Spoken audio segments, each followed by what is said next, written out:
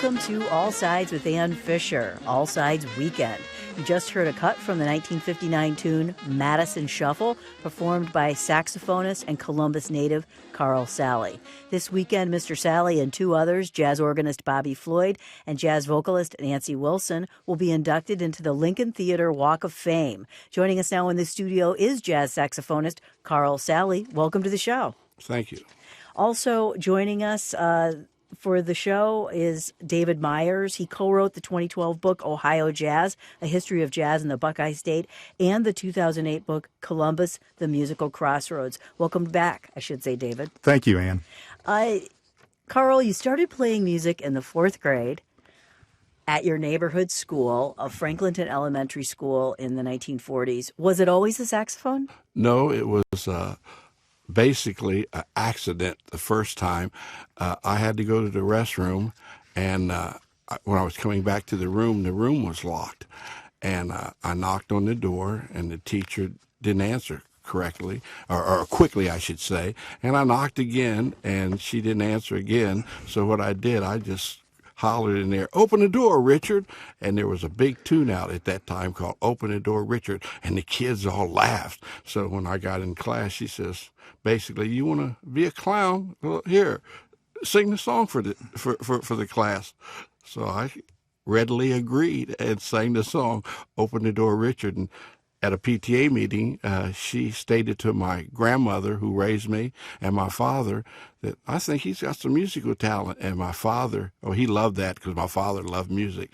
So the next thing I knew, I wanted to play trumpet, and he said, "You would do what I want you to play." So he got me a saxophone. And 10 years old, here I am all these years later. Was it immediate?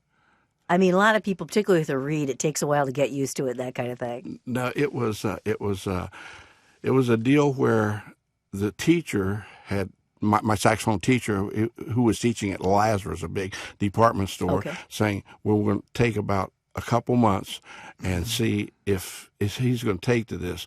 And basically, after 2 weeks, he says, "You better buy him a horn." And so he bought me a new horn, and I live with that horn. I just live with it. I loved it. And he didn't have to stay on me to practice, but he had to make sure I knew my priorities. He used to call me every single day and say, "What are you doing?" "Well, I'm getting ready to go out and play with my buddies." And "Did you do your schoolwork yet?" "No, but I'm going to." "Did you practice your horn?" "But I'm going to." And God bless his soul, here was his statement: "Boy, have you got your priorities mixed up? You're going to do your schoolwork, and you're going to do the horn, and then I'm going to call you, and then go out and play." "Well, I told him I'm going to be a professional athlete." And he explained to me, "Your academics and your music, they're going to last you a lifetime. Ball will only last you a certain period of your life, and you can't play anymore." And I thought, I'm smarter than him. He doesn't know. God, I thank him every single night before I go to bed for what he's done for me. That's Carl Sally, renowned Columbus-born jazz saxophonist, also with us in the studio. David Meyers has written about jazz history in Central Ohio and across the state. We're talking to Carl Sally this hour because he's being inducted into the Walk of Fame at the Lincoln Theater this weekend, along with jazz vocalist Nancy Wilson and jazz, he plays numerous instruments. Now that name's just... Bobby Floyd. Bobby Floyd, thank Keyboard you. player. Thank you, David Yes. Meyers. If you have a question or comment for Carl Sally, you can give us a call, 614-292-8513, or email us at allsides@wosu.org. Now, you said your dad called you every day. It's because you didn't live with your dad, but he is a very important part of your life. Yes, I lived with my grandmother. Unfortunately, when my mother and father got divorced when I was young, I used to always cry to stay at my grandmother's. And my grandmother was one of the most loving, caring human beings to this day I've ever known. And there wasn't a day it went by that she didn't read me a story going to bed or encouraging me that particular day. And I just think about how I was encouraged in my youthful age, and right place, right time, having encouragement. And it could have gone another way. I could have gone down a wrong path, but I was so fortunate that I was guided along the right path. And then my dad, who had a business, my dad was a tailor and a cleaners, and he had a business right where the Columbus City Center used to be, right in the heart of Columbus. He knew everybody, and including today, his neighbor in the mausoleum is former Governor Rhodes. And my father just knew how to, he always used to tell me, this is called show business, and you better learn the business aspect. And I got pretty wise on the business aspect, and he used to say, you talk to people that can make decisions for you, and it makes it a lot easier. And I was so fortunate to have my father.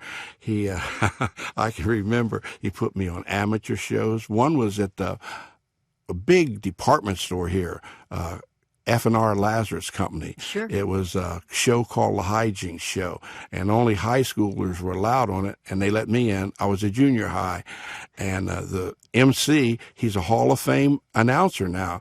He's passed away. Jack Buck had used to do the St. Louis Cardinals. He was at WOSU.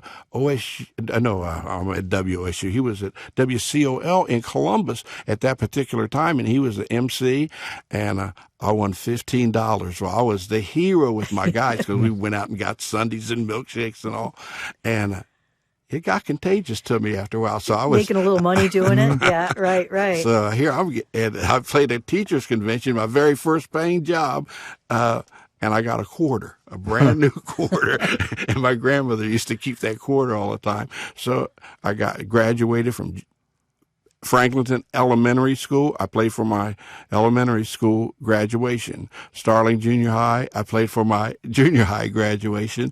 And when I graduated from Columbus Central, which is now COSI, I played for that. And when I come to Ohio State, I got to play for fraternities and sororities and make some extra money. But I come to Ohio State to play business. Well, you studied business at Ohio State. Yes. And then you were also on the basketball team. Yes, I was on Fred Taylor's first team here, and I have a lot of good friends in athletics now. And my dad was right. After you get to a certain age, that's history. And all the guys that I played ball with that still come to hear me play, they make mention to the fact that, Carl, you made the right decision. Here I am still going at my age now, July 10th. I was 79 years old, and I feel like most of the time, I feel like I'm still in my 30s or 40s. I'm very fortunate. He's still actively gigging around town, and younger musicians, he wears them out. But you took a break for a while, but tell us, when he was growing up in Columbus at the time, competing in these talent shows, he was rubbing elbows with some pretty big people too. Yeah, I'm always amazed at the talent that was coming out, in the post World War II era, and they would have talent competitions at the local recreation centers, and he was competing against, as Nancy Wilson, who was a little further out on the west side than he was, and Rahsaan Roland Kirk, who was Ronald Kirk at that time. Yes. And it's Rusty Bryant would be the backing band for these competitions. So there was a lot of good people coming out of there. Larry Darnell, a very good singer, was coming out of that era. I don't know if you knew her, but Betty St. Clair, very good jazz vocalist out there. Carl but they were is all nodding. coming. Well, I think he was your partner one time, Don Patterson. Don Patterson, I was at his high school graduation. He actually graduated with a state senator, Otto Beatty, and Don Patterson graduated from a school right up close to you here, University High School. Okay. And I read a history on Don once, and they kind of had it wrong. He was at University High School, and he played for me for years. Yeah. Don Patterson was a fantastic bop jazz organist. Yes. How? Let's talk a little bit about at the time. I mean, you're right. Right time, right place. Everything was right for you. Jazz was right then. Right. What happened was, you just said it. Right place, right time. My father had a friend. Well, let me go back first. My father called Governor Rhodes, said, you hire all these big acts for the Ohio State Fair. Why don't you have somebody local at the Ohio State Fair? Governor Rhodes recommended my dad, call somebody. They build a bandstand right at the entrance of Ohio State Fair, and I played the Ohio State Fair every night. 100,000 How old people. Were you? I was about 19, and when I got paid, I thought I'd made a terrible mistake. I couldn't believe all that money was mine. And then of course, I was enthused about that, and the guys were enthused. And then my father, he introduced me to a man named Ben Cowell, and Ben Cowell was original great promoter in Columbus. He was the first one ever to bring Elvis Presley here. He had jazz at the Philharmonic here, and Ben Cowell took me on, and his office was right at Broad and High Street. He took me one morning to New York, my dad, and myself, and set me down and introduced me to a man named Joe Glazer. Joe Glazer at that time had Sugar Ray Robinson, the great fighter, and Louis Armstrong. He was a talent. Yes. He was one of the Associated Bookings Corporation, one of the biggest talent agents in the world. And he told Ben Cowell, "You brought me a little lamb here." He said, I'm going to have him a lion in no time. And within a month's time, he had me working with Chuck Berry. When you hide the Chuck Berry thing, I want to talk about that too. When you were so young, you started, I started playing an instrument at the same time you did. Okay. I still play it. We won't go there. But what did it make you feel like to play? Well, how did playing music make you feel? That's a great question. I just had somebody ask me that last year. They were stating, he's an ex-school teacher, 35 years, my friend Connie Boykin. He said, I know how I feel listening to music. How do you feel playing it? And I'm going to tell you just how I feel. Yeah. When you score a winning shot in basketball, there's a enthusiasm that goes through your body. When you have a good meal, there's just a good feeling about you. When you have somebody you love and you hug them, that's good. Playing music, it combines all of those. And only thing wrong with that, what I'm saying is, I've reached for something I can't attain. I want to have one night that I play maybe a 10, and I was playing in Seattle one time, and they had just got into the championship series in football. The club was off the hook. It was so much enthusiasm, and we were really having a night where everybody was clicking together, and I said, maybe we're on our way to that 10 tonight. Well, it didn't happen. Somebody forgot to put the PA system on, and that took everything out. But on a good night, and my father used to always say, don't you listen to everything people tell you about how good you are. So believe me, and I mean this from the bottom of my soul, it goes in one ear and out the other. On my best night, maybe I've reached a 7.5 or 8, maybe. And I've seen some fantastic players, and I've sit in with fantastic players. You've played with many of the greatest there ever were, including yourself. The feeling of playing music, it's better than a love affair. I better watch my wife. Yeah. It's just as good as a love She affair. listening? Yeah. You are here listening to the voice of Carl Sally. He's a Columbus native, the great jazz saxophonist. He'll be inducted into the Lincoln Theater Walk of Fame, along with jazz vocalist Nancy Wilson, and of course Bobby Floyd as well this weekend at the Lincoln Theater. We'll have a link on our website at wosu.org/allsides if you want to check out more about that. We'll continue our conversation about jazz in Central Ohio and the history of jazz in Central Ohio. Here's a bit of the song Tin Roof Blues, recorded in 1925 and performed by Circleville, Ohio native Ted Lewis.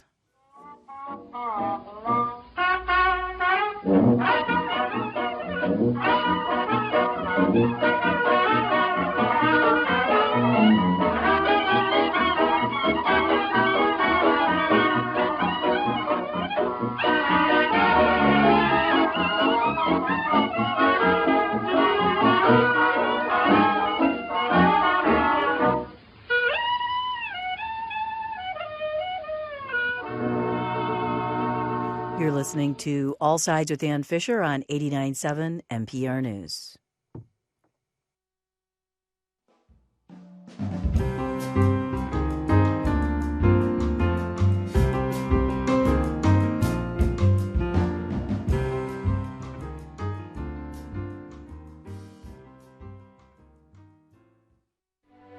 By any standard, John Williams is one of the greatest film composers of all time.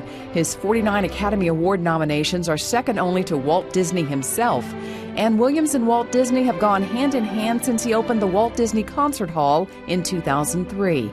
Friday night on WOSU TV, watch the Los Angeles Philharmonic's Gala Celebration of Williams. Watch great performances, a John Williams celebration, Friday night at 9 on WOSU TV. Congress now takes up a historic nuclear agreement between the U.S. and Iran. The opponents say they just don't trust Iran. We'll talk about why. That's coming up today on All Sides with Ann Fisher from 10 a.m. to noon on 89.7 NPR News.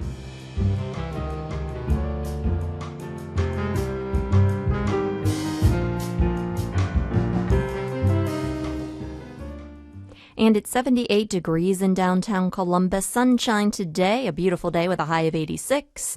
Clear skies for tonight, a low of 65. Sunshine Saturday with a high near 90. Partly cloudy Saturday night. There's a slight chance of rain, a low of 69 degrees. More sunshine Sunday with a high back up near 88. And a slight chance of a pop-up shower. All Sides with Ann Fisher continues. This is All Sides Weekend on 89.7 NPR News.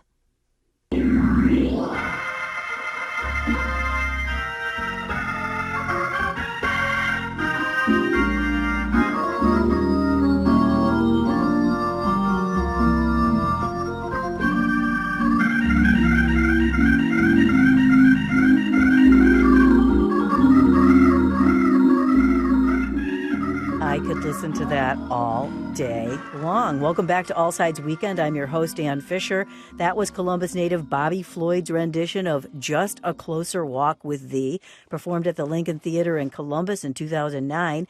This weekend, Bobby Floyd will be inducted into the Lincoln Theater Walk of Fame along with jazz vocalist Nancy Wilson and our guest in the studio, jazz saxophonist, great Carl Sally. Thank you so much for joining us, Carl. Thank you. Also with us, author and local music historian David Meyers. David co-wrote the 2012 book, Ohio Jazz, A History of Jazz in the Buckeye State, and the 2008 book, Columbus, the Musical Crossroads. If you have a question or comment or favorite memory of jazz in Columbus, give us a call, 614-292-8513, or email us at allsides@wosu.org. Now, when we were going out, we heard the Tin Roof Blues. It was recorded in 1925 and performed by Circleville, Ohio native Ted Lewis. Carl Sally and David Meyers jump in, but where was jazz at when you started playing the sax back in the 40s? Okay, my exposure was, first of all, the Palace Theater. I was so lucky getting to meet the stars. They used to come in every week, right. And my father had that concession of doing their clothes. So I really was very fortunate as a young man to get to listen to all the greats that they would bring there. And I've often been asked this, well, who influenced you the most?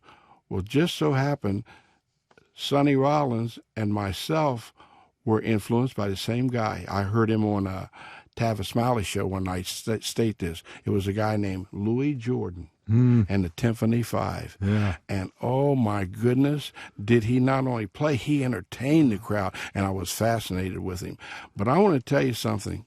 This man I'm sitting next to, I want to say a few words about. I was fortunate enough, I played for your daughter's wedding, didn't Yes, I? you did. And didn't know it at the time who I was associating Yes. with. This man next to me, I was talking to him in the lobby before we come on this show. He's done some fascinating work. And for him to have 13 books out, don't you? 13? Yeah, nice. He's always whipping up a new one, too. I'm positive he can correct me on some things if I say this. I really started listening to jazz at jam sessions. Longstreet in Columbus at one time had tremendous traffic. It reminds me a little bit of the Short North, the way it has traffic now. And you heard music. People coming from New York or from California. This was like almost a meeting place, the Midwest. And we had tremendous jam sessions. I remember my dad took me to a jam session. All these terrific musicians. When you were just a kid? Pardon me? When you were a kid? Yeah, I was about 12, 13 years old, and I remember that they wanted to play a tune, and I said, "Oh, I know that tune in E flat." They said, "No, it's in A flat." "No, but I know it in E flat." Well, you learned it in A flat. Well, I didn't know it in A flat. And so after the session, one of the musicians told me, "You go home and woodshed." Woodshed means practice a lot. Yeah. Well, the next time I went to the session, I had it down in A flat. So they didn't have any pity on you back then. And I really learned a lot about innovative music from going to jam sessions. We had one that used to start at 4 o'clock in the morning right up here on Ohio State campus. And it was packed. We had one at Heaton's Music Store right on High Street on Saturday afternoon where we would demonstrate the instruments, but guys would come in and play. They had musicians, oh my goodness, terrific musicians. So you had to learn by being around older musicians, and believe me when I tell you, a lot of great guys just didn't get a chance, and that's the way it was. But far as the talent, Columbus has had as good as musicians as in the country. Yeah, I asked you during the break about Stomp Gordon, because Stomp Gordon was a pianist, quite a showman. Yes. He was in Ripley's Believe It or Not for playing piano with his feet. Okay. But he was one of the guys that, early guys to get actually recording contracts, and he released a number of 45s and 78s. But Stomp's band was kind of an incubator for young talent, and Rusty Bryant, when he was just a kid, went to play with Stomp, and I was, and they would just they'd have jam sessions on Barthman Avenue in the South End. You're right. And so how much involvement did you have with Stomp? I talked to Stomp a lot, got to meet him, and always wanted to perform with him. We got booked into the same club, the Continuous Entertainment, in Montreal, Canada. And so we got to be a whole week together. We were together where he told me things I didn't know existed in the music field. He educated me. And everything he said to me come out right. And I was off the road for about 3 days, and my grandmother awakened me one morning and said, "Now I want you to be real calm, because something tragically has happened." And it was Stomp Gordon had passed away. And I was a pallbearer at his funeral. And just a few years ago, I got to meet his family. I did something at the Columbus Public Library, gave me an award, and his family was there. And who I saw as a little girl was now a grown woman. We talked about him. Stomp Gordon he was on Ed Sullivan's show. Yeah. He played piano sometimes. Such a showman, he played him with his feet. Yeah. Yeah. He was a I'm trying to figure that out. I mean, that's how his feet? There's a picture in the book. Okay. Fabulous. He sat on the top of it, an upright piano, and played. Yeah. But if you were to sit down and talk to him and let him tell you what is going to happen in show business, he did you no wrong. And if you listen, you had a great experience of already knowing what's going to happen. He was very much out of the R&B vein. Yeah. And if he had lived longer, I think he probably would have been well remembered today. He toured with Billie Holiday. Yeah, sure did. That's right. So yeah, You toured, did I get it right, with Chuck Berry? Yes. Wow. What happened was Joe Glazer said he was going to take me over, and now I have a decision to make. I have a decision to play basketball, or I have a decision to play music. And don't let anybody kid you. Today, guys face that dilemma now because they can get out of school early. My father was absolutely adamant on this. You're going to get your education, and you can go on the road if you promise me you're going to get your education. So I went to Capital University for 3 different summers, on and off, getting studying music. You ended up getting a degree in music? Pardon me? What did you end up getting your degree in? Business. Yeah. Business. What happened was I went with Chuck Berry, and Don Patterson was with me on the band then. We went to Philadelphia, and we were opening up a new club, brand new club in Chester, Pennsylvania. And when he come to rehearsal, you could feel a confidence in him that you couldn't believe.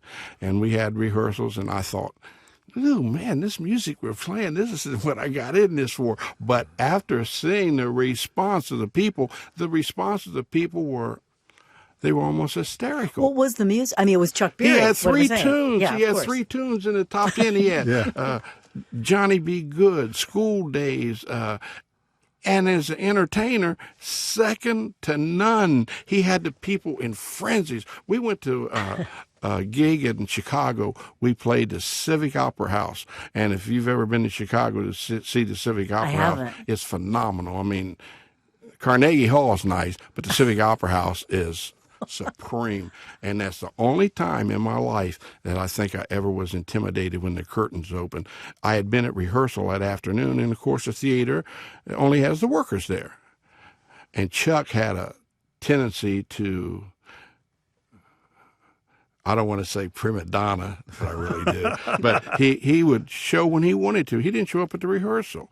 And now they have got me in his spot, and I'm afraid I'm going to get booed off the stage. Instead of Chuck Berry, it's just going to be Carl Sally. They didn't know Carl Sally then. I was the backup band for Chuck Berry. Well, about 5 minutes before we were to go on, Chuck shows up.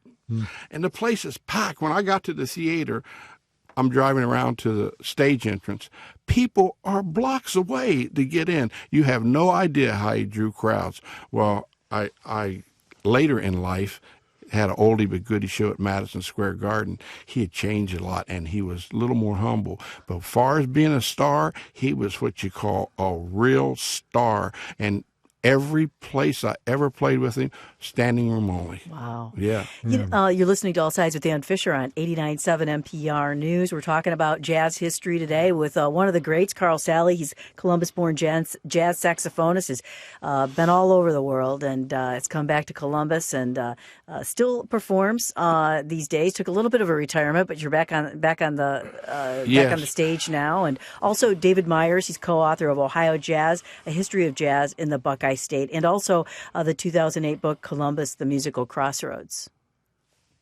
I was saying, the era that he came out of in the 50s, if you're playing sax in Columbus, you're kind of like a gunslinger because there's so many of them. I mean, with Chuz Alfred and Rusty Bryant and Rahsaan Roland Kirk, and these clubs, they would even set up Battle of the Tenors in the clubs, and at one time there was a plan. There's even publicity photos for Rusty and Chuz to co-lead a band because they'd been pitting them against each other, and it fell apart. But yeah, and Rahsaan is one of my all-time jazz heroes. He used to come around. His name then was Ronnie Kirk, and then he changed his name. But he was phenomenal. I believe the good Lord has given blind players something special we don't know. I really believe that because he was phenomenal. He was phenomenal. What's the difference between leading a band and playing in a band? Oh, much difference is night and day. Leading a band, some guys just get a gig and they say they're a band leader. But really to be a band leader, you have to know the business aspect of it. You have to know how to deal with agents. We were in Montreal playing one time, 15 degrees below zero, and I get a call from the agency. We're going to Fort Lauderdale, Florida to play. The guys are so happy they don't know what to do, and one of the stipulations on going to Fort Lauderdale, when you go through the South, we want you to drive in separate cars. We want you to realize it's a different ball game when you go down there. And I said, I'll tell you what you do with that job. You take it and stick it. And the guys were very disgusted. I said, how can I look at myself in the mirror and not think of myself as a first-class citizen? So I never would tour. I was with the Moonglows. I was with the Dales in Chicago. They had a top tune. I never would tour the South for the simple reason I had to believe in myself as always being what I was raised to be. And my guys, they understood it later. But to be a band leader, I don't take on social problems because you can't, as an athlete and as an entertainer, you can't win, whatever side you're on. So I stay out of that. Privately, I speak how I feel. But I believe that I have been blessed so much that people have treated me with kid gloves, with open arms. And one thing that I do state and on all the music that I play, that we have to make people go home happy. And that's a priority. You have to make people go home happy. Sure, I love to play certain things, but I can practice certain things at home. But when you go out in public, you have to know how to read your audience. Basically, you have to almost be a mind reader. You can play in one city tonight, another city tomorrow night, and they might not be on the same wavelength. And you're willing to change up the sets that way. Absolutely. That way. And my wife said something to me just a few months ago. There was an interview with the group Earth, Wind, and Fire. And the writer that was traveling around the country with them said, I noticed in Seattle last night how you opened, how you played, and they were in Portland the next night, and you started that, but you changed it right away. So, well, you have to change to your audience. Mm-hmm. And your audience, and I'm a firm believer in this, Chuck and I had a little conflict about this particular subject I'm going to talk about. Chuck Berry. Yes. Mm-hmm. Well, I'll just tell you what happened. A janitor was cleaning up the place, and the janitor very politely said, when you guys are finished, let me know so I can close down there. And Chuck said, I'll tell you when I'm finished. Don't you interrupt me when I... And I said, Chuck, you can't talk to that elderly man like that. I'll say what I want. I said, well, you got a problem with me then. And we had it out. We got it together. Mm-hmm. But entertainers and athletes have a tendency, especially when fame starts to come their way, head gets a little too much air in it, and they begin to believe that some of the things they read about. I don't believe that. I believe that you are supposed to bend over backwards for your audience, because you leave the home that night with a pocket full of money. You have 100 places you can go. Now, you come to see me play, I should be honored that you come to see me play, and I should give you hospitality every single time you come, because more than likely, if you enjoy us, you'll get in your car and you're going to say, I had a great time tonight, and you're going to bring some more people the next time. They're going to bring some more, and that's how you build up a clientele. Nowadays, it's a lot about selling records or selling CDs or whatever like that. Was it a big deal back then, too? You know what? The game has changed completely. Yeah. Back then, selling records was a lot to do with DJs playing your record. Payola. And I had 3 people in Columbus, Ohio that treated me like a king. Eddie Saunders, Gene Fullen. He had a program called Dance Party. Every time I was in town, he had me on his TV show. And a guy named Spook Beckman. Mm-hmm. And how they stayed in close contact with me, every city I'd play, I'd write them a penny postcard and let them know where we were performing, and they continually talked about me. Place. Maybe play a cut and say, oh, he's in Chicago this weekend. That's kind of correct. A thing. Right. And back then it changed. And I'll tell you who really changed the record business big time, hip-hoppers. Actually, right now, if you were to ask me to go buy an album, I can honestly say I don't know where I would go buy it. But you can get it online, or the electronic media has changed things tremendously. But that's a tricky business, and if you don't know the business, you should get somebody with expertise to do it for you. That's where my band leading is. I fall short there, because on my record, it sold very well, the Madison Shuffle.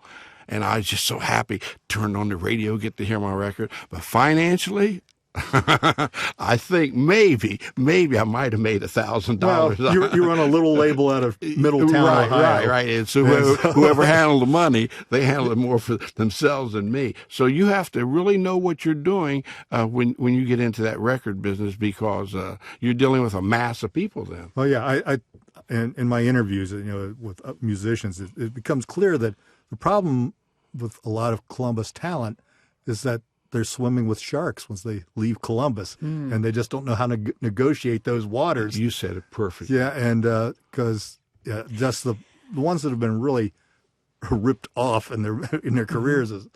I work with a group from Chicago. We were in Pittsburgh. The group was called the Dales. They had a big tune called "Oh What a Night." Oh boy! 4 of the nicest human beings you'll ever meet in your life. And we went out to breakfast one night, and I can remember this like it was yesterday. And I took care of everybody for the breakfast. And they said, Carl, how do you have that money? I said, I work, I get paid. That's how I have the money. And their managers handle their money. And I think when it ended up, their managers kind of hung on to their money too, forgot about them. And I saw that story many a time. And my father, that's where my father comes into the picture. What's the name of this business? Show business. Mm-hmm. And they forget about it's not fun business. And a lot of people just don't know how to handle it. That's the difference in a real good band leader. That's the voice of Carl Sally, Columbus-born jazz saxophonist. He will be inducted into the Walk of Fame at the Lincoln Theater this weekend. For more information about that event, you can go to the link on our website at wosu.org/allsides. Also with me in the studio, David Meyers, jazz historian or music historian and Ohio and Columbus historian, for that matter, has written many, many books. Our conversation about jazz history in Central Ohio will continue. Here's a bit from the song "And I Love Her" from Columbus-born jazz great Rahsaan Roland Kirk.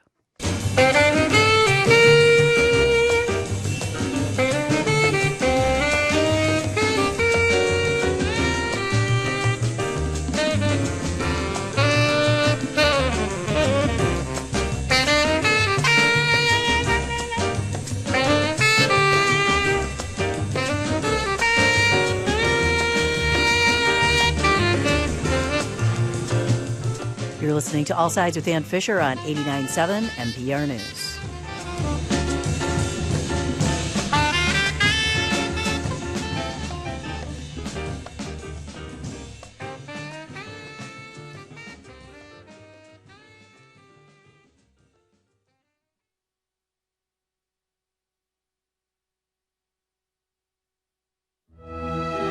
On the next Fresh Air, we listen back to interviews with two people who died in the past few days. E.L. Doctorow is best known for his novels Ragtime, Billy Bathgate, and The Book of Daniel. He was 84. Marlene Sanders was one of the first women to sit at the TV network news anchor desk. She also reported from Vietnam. She too was 84. Join us.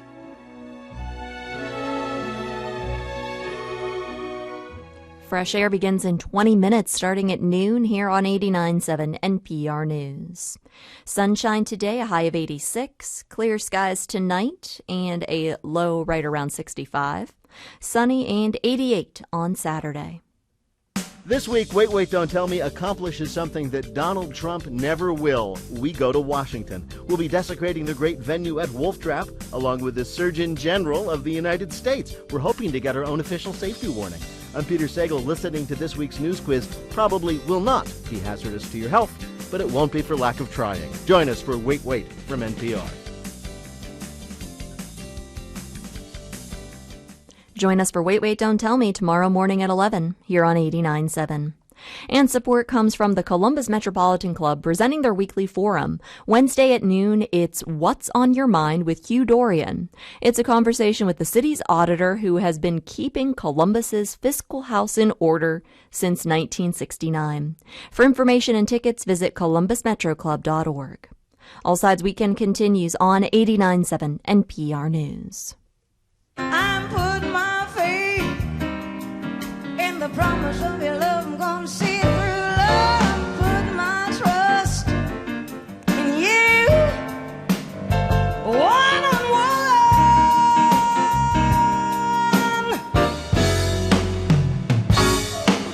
I'm not living on a mystery.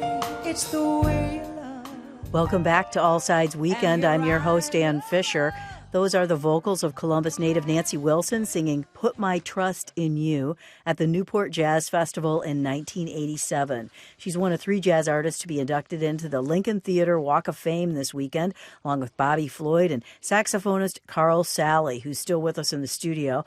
Along with us as well is David Meyers. He is the co-author of the 2013 book Ohio Jazz, A History of Jazz in the Buckeye State, and the 2008 book Columbus, The Musical Crossroads. We're talking about the history of jazz in Columbus and Ohio today. If you have a question or comment, you can give us a call, 614-292-8513, or email us at allsides@wosu.org. If you're like me, you're just content to sit back and listen to Carl, Sally, and David Meyers talk.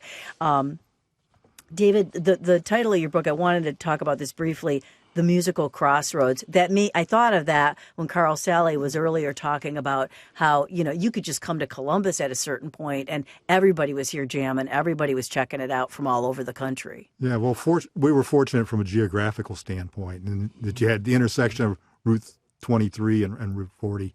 And so bands that were crisscrossing the country always stopped here. Part of that had to do with the Pepe brothers who owned Valleydale, because they were doing bookings of the major bands. They had control of most of them in the country. And we had, Valleydale, and we had, the Greystone Ballroom, and we had all these different places and venues, and people were just crazy about music in Columbus at the time. And so all these acts did come, and, and young musicians would go to the stage door and peek in and watch these great players. Like Gene Walker would talk about that. I mean, that how you'd see these people, you'd only heard on the radio, and you could see them in person, glimpsed through the back of the theater. But that's where they gained their inspiration. And when you said Gene Walker, it reminded me of something. One night, Gene come into Kitty Show Bar. We were playing, and he brought Roland, and they were back in the corner just listening to music. And all these musicians had come in, and they were with Ted Heath's band. They were doing a show all over the country with June Christie and Nat King Cole. And it was right after that incident. It happened in Alabama with Nat King Cole.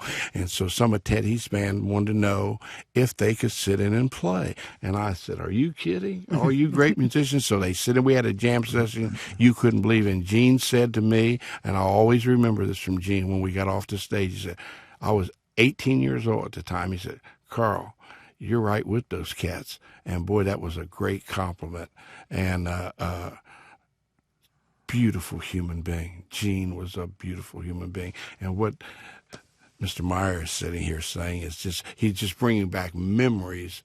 One little thing I want to tell you, my whole life changed on a particular being at the right place at the right time. I was asked to play a wedding at the Sheraton Hotel. So I played the wedding. It was for the resident manager. I happened to know the lady that he married. And my present for the wedding was, I'm offering my services, not the band, but me. And I did it, and that was my present. The general manager, who was from Chicago, said, Carl, I'd like for you to join our organization and play here. So I'd never played in that hotel atmosphere before, and I joined it.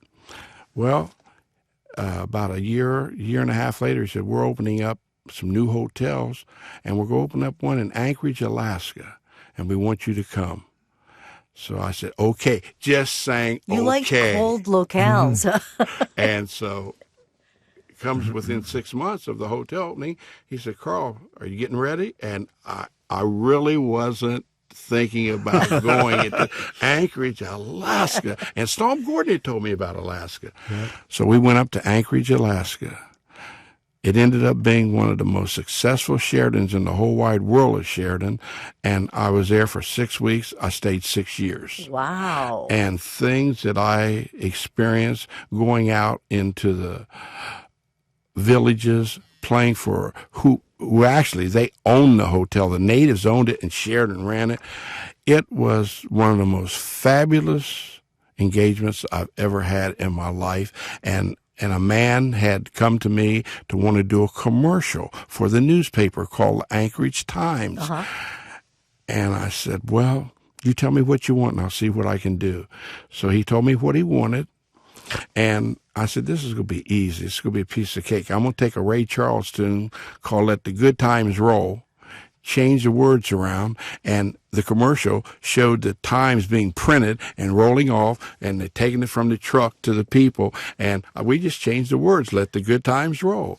Well, he loved the commercial, and the engineer said, Mr. Sally, I'm not trying to get in your business, but how much did you charge him for that commercial? It only took me about an hour and a half, maybe all together to do it. I said, I charged him a lot. I charged him $1,500 for that hour and a half. He says, boy, did you cut yourself short.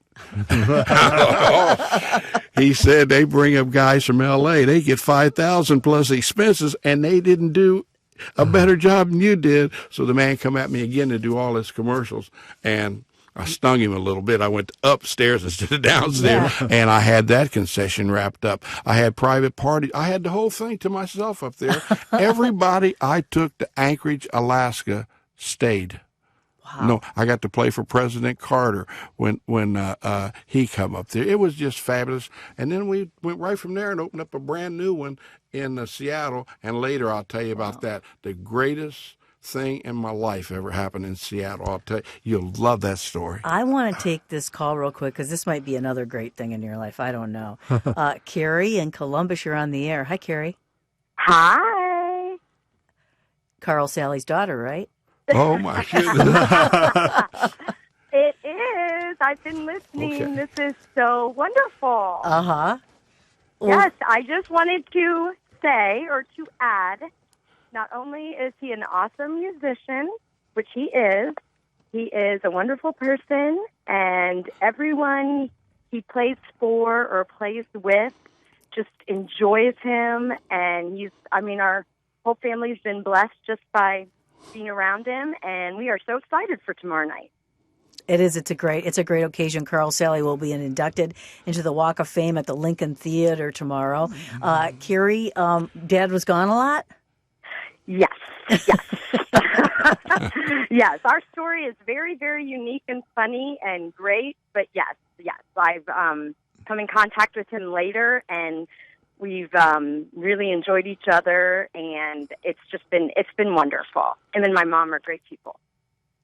Well, thank you for calling, Carrie.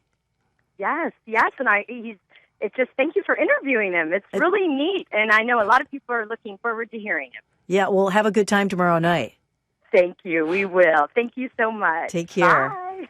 Her husband's the reason I got back to playing. How's that? Tell me, because you did retire for a few years, right? Yes. What happened is he was having a fundraiser. He was running for political office.